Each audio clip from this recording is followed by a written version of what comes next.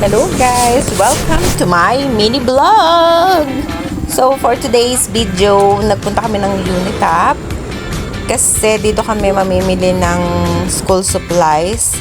And dyan, bumili lang ako ng piatos para sa akin.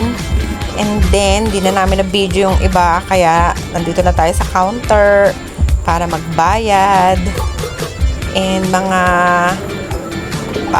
gamit sa bahay lang yan. Tsaka mga kaunting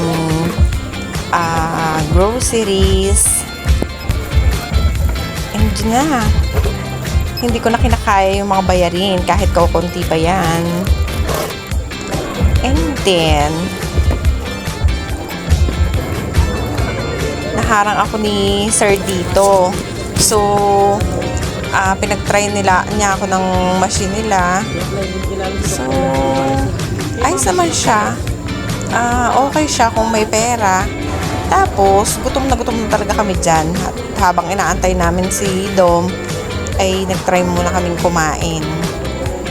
Yun, masarap naman siya. All-time favorite namin yan. Tapos, nag-request din si Princess dito ng kape na medyo mapait siya, pero okay din, masarap.